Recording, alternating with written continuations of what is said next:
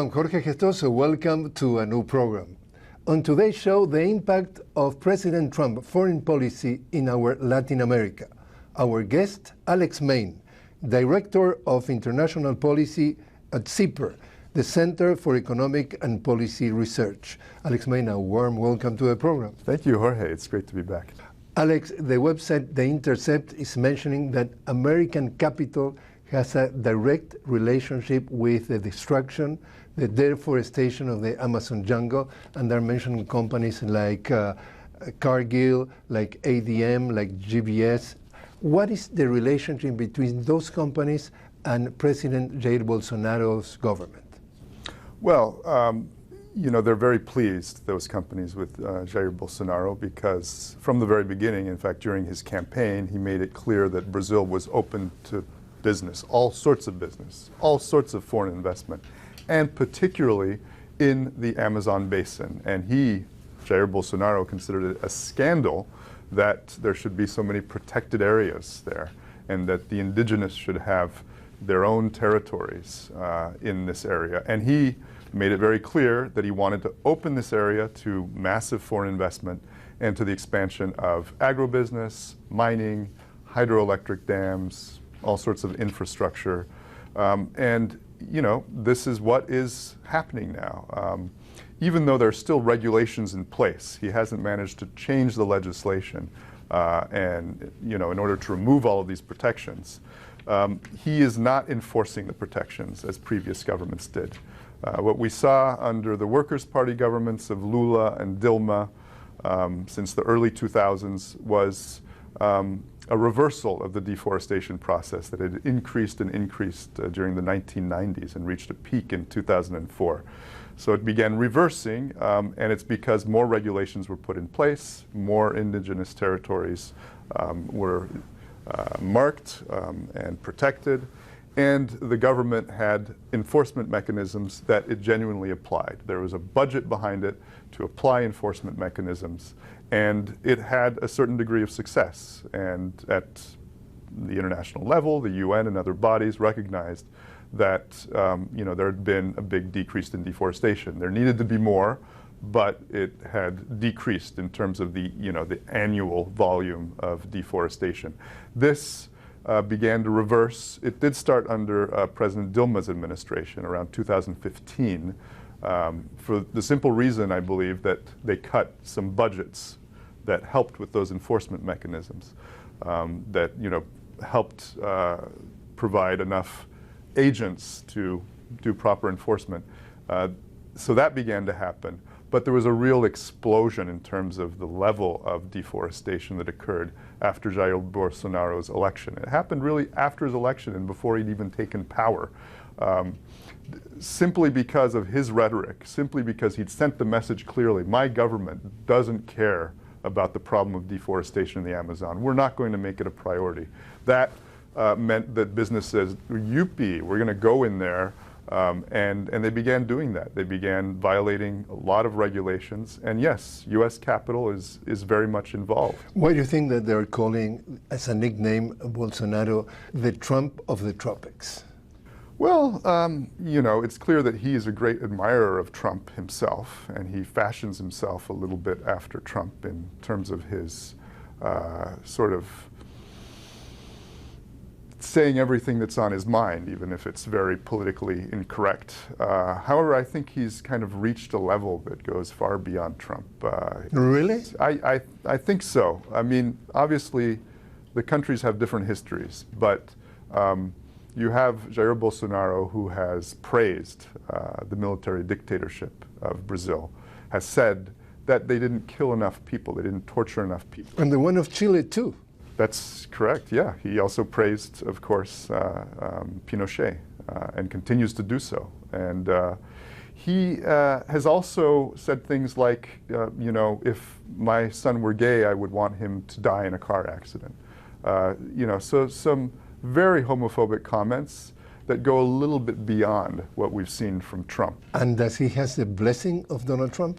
He absolutely has the blessing. I mean, and that was shown very clearly in the warm reception that Trump gave to Jair Bolsonaro when he visited the U.S. earlier this year, and the fact that the U.S. government gave Bolsonaro's government a big present in the form of the major non-member NATO status that really deepens military cooperation between Brazil and the U.S. and is basically a big show of support for Brazil's military.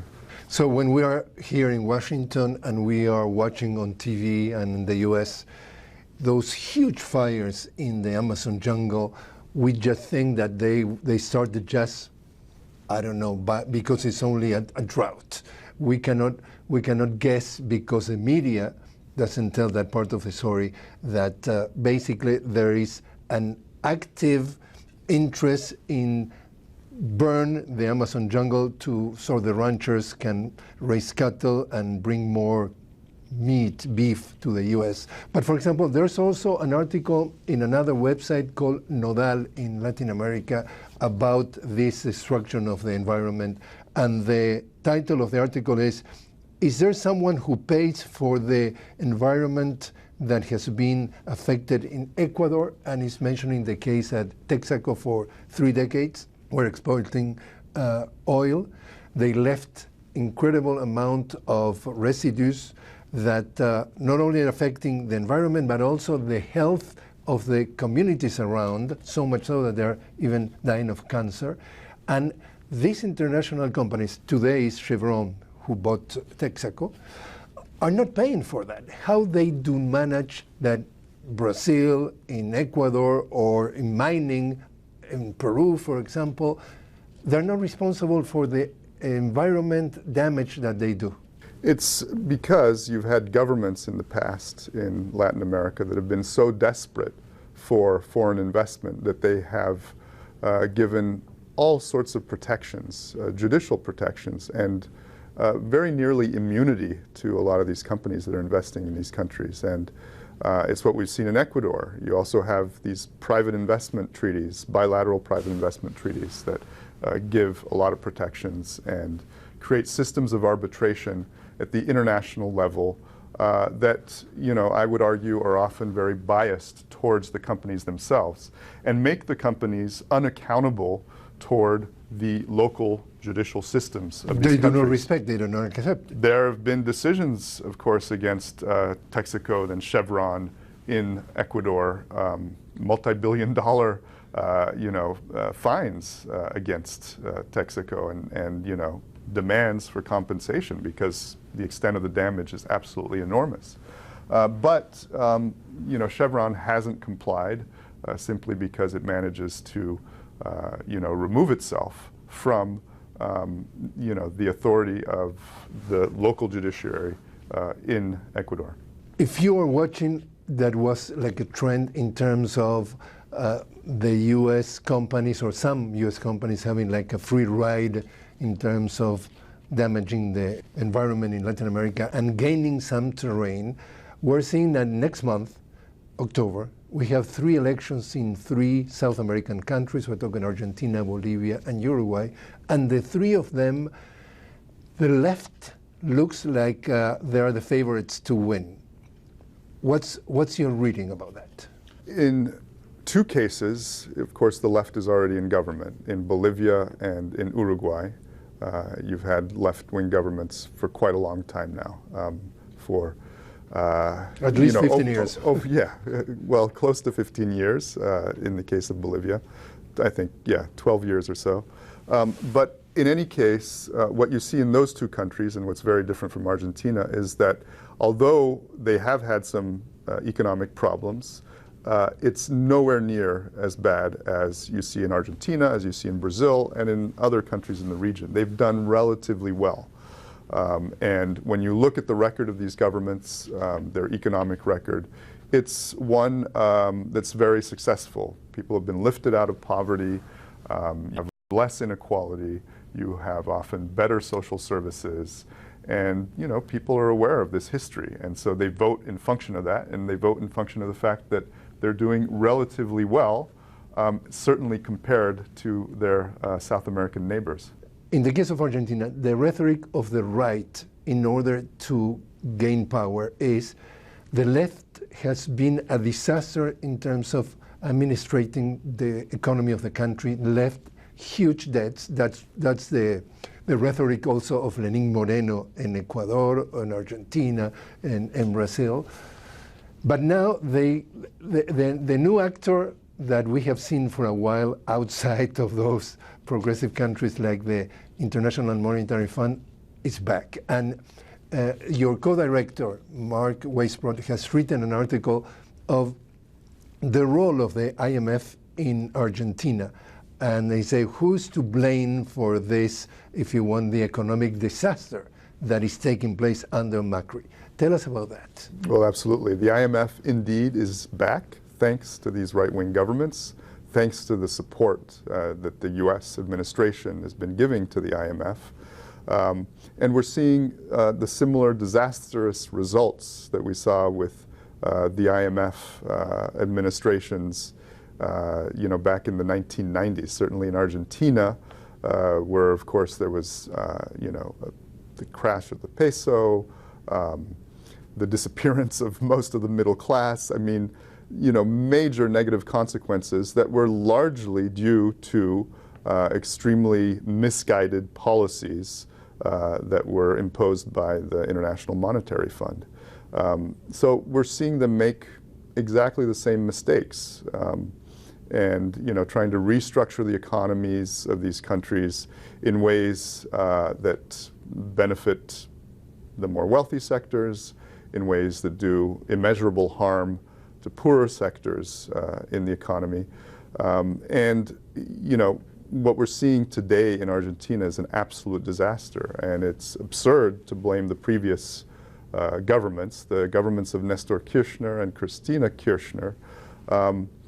They had economic policies that led to a period of unprecedented economic growth in contemporary times for Argentina, and that eliminated a lot of poverty, that strengthened the middle class, and that created a lot of economic stability. And it's true that things got worse towards the end of the last Cristina Kirchner administration, but things got much, much worse under Macri, and because of his policies and the policies recommended by the IMF, policies referred to as expansionary austerity, which has never really worked. This idea that if you create a lot of austerity, you're going to therefore decrease the price of labor, and this is going to lead to an internal devaluation. Well, this has massive social costs, and in Argentina it hasn't been working. The peso has been crashing, more and more, and the level of debt is much, much higher than what it was when Macri first came to power.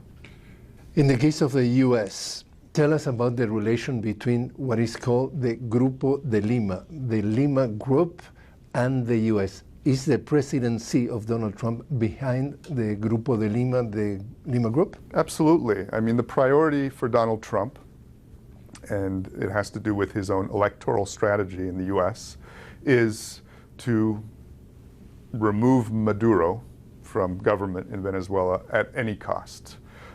Just in the same way that he believes he needs to build a wall on the southern border at any cost, he believes he needs to remove Maduro at any cost. And that's been the constant message that the Trump administration has been sending to the right-wing governments in Latin America, who have been looking for direction from the U.S. They don't have their own project within Latin America. They're not trying to sort of build a more independent Latin America. On the contrary, they seek orientation from the administration of the United States. And it happens that this administration wants regime change in Venezuela. So that's become their priority, and certainly the Lima Group, which is composed largely of very conservative governments, their absolute priority, their only real issue is Venezuela. So in reality, Donald Trump is not really caring about Latin America. What he really is caring is to win the vote in Florida? Donald Trump doesn't care two hoots about Latin America. Since he started his presidency, he's only been once. It was to Buenos Aires, and it was for the G20 meeting, where he met primarily with European leaders. He met with very few of his Latin American peers. No, he's very much concentrated on winning the next election, and he's become convinced, and I think Senator Marco Rubio has played a role in this, that if he's able to achieve regime change in Venezuela, this will help him get critical support and critical votes in Florida for the 2020 elections. And of course, Florida is a very important swing state, and it's often considered critical to win Florida in order to win the presidential elections. And in trying to get Maduro's ousted, he was hiring in his team a hawk, or the mother of all the hawks, or one of the best, that was John Bolton. Well, John Bolton, surprisingly, has been fired. So what's your reading? Well, first of all, it's not so surprising that he's been fired, because Trump had expressed a lot of disagreement with Bolton. But unfortunately, he's never expressed disagreement with John Bolton on the Venezuela strategy. Of course, John Bolton is one of the big hawks there as well, who has hinted at the possibility of military intervention in Venezuela and has been, absolutely intransigent. Maduro must go. There must not be negotiations of any kind. Just regime change, and at any cost, and at the benefit of the most radical elements of the Venezuelan opposition. That's not something that it seems Trump has disagreed with. I think he's disagreed more with Bolton on North Korea, to some extent on Iran. Bolton has been hawkish in other parts of the world where Trump doesn't see a real advantage for him in terms of his electorate, in terms of winning the 2020 elections. So the rhetoric is, given the fact that Maduro's government is a failure, the rhetoric says that is provoking hunger, and that is provoking a massive exodus of millions of Venezuelans, that Trump is sending his daughter Ivanka to Colombia to offer them money in order to take care of Venezuelans. But your organization has produced a report, a study that shows that at least 40,000 people has died in Venezuela as a consequence of the sanctions, of the asphyxia that the U.S. is doing in Venezuela. Is that the only real humanitarian crisis that the U.S. policies is creating in Latin America? No, you're right to highlight that one, because it doesn't get the attention it deserves. The phenomenon of Venezuelan migration, the economic crisis. Obviously, there are a lot of factors, but certainly since August of 2017, a key factor has been the financial and economic sanctions that the Trump administration has been imposing on Venezuela, that have been doing enormous harm, and that have certainly been stoking the migration from Venezuela. But no, there are other crises. Certainly Central America, where U.S. policies for years now have contributed to both the violence in that region and to the economic problems that the region is experiencing, and the migration that's resulted from that. And of course, Trump has been criminalizing those migrants in his rhetoric. But also, and I think this is often overlooked, in Colombia, where the Obama administration, to its credit, did support the peace process there. Belatedly, but they did get in there and support it eventually. With the FARC. With the FARC, the peace process with the FARC, and of course they gave full diplomatic support to the peace agreement in 2016. And of course now in Colombia, you have a far-right president, Ivan Duque, who has often expressed disagreement with the peace agreement. He doesn't believe in it. He's of course very close to the warmonger, Alvaro Uribe, and the Trump administration has given their full support to Duque, and they have turned a blind eye to killings of hundreds of social leaders that have been occurring since the peace agreement was signed, but that have been increasing under the administration of Ivan Duque, who has not been providing the protection that he should be providing to these social leaders, as well as demobilized FARC members. So in that case, the U.S. media is just portraying crisis in Venezuela, massive exodus, but there's a massive humanitarian crisis in Colombia that is not being reflected at all. That's been going on for years. For years there's been, humanitarian crises in parts of Colombia that are a result of the war that's occurred there. These problems have not been addressed sufficiently by the Colombian government. And certainly the killings of social leaders, and there's talk of political repression in Venezuela, but you don't see anything vaguely resembling the amount of killings of social and political leaders in Colombia. You don't see that in Venezuela, and it's being ignored by the mainstream media. Do you think that the 2020 presidential elections in the US could change any type of policies or approach from the US government to our Latin America? Well, yes, absolutely. I think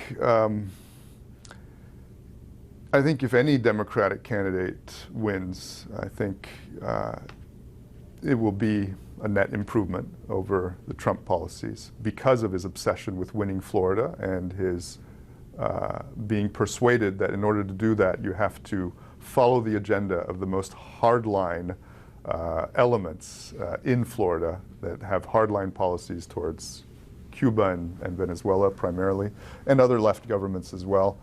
I don't think they would follow that agenda as much, but of course there are differences between the candidates, and I think that you can certainly say, based on things that they've said, that either Elizabeth Warren or Bernie Sanders would have foreign policies that would be a little bit more considerate of human rights situations. I think that's the case. But I think beyond that, Bernie Sanders, and I think he goes a bit further than Elizabeth Warren, would be less of an interventionist. And of course, within liberal sectors in US politics, there is a strong streak of interventionism that exists. Of course, we've seen it with Hillary Clinton when she was in the State Department. It's not exactly clear where Elizabeth Warren falls, but it's clear that Bernie Sanders, in any case, is not in that same sort of vein, in that same, he doesn't follow the same agenda of systematic interventionism. And I think there too he would be more respectful, I think, of the sovereignty and independence of Latin American nations. Alex Main, thanks very much for joining us. Thank you, Jorge.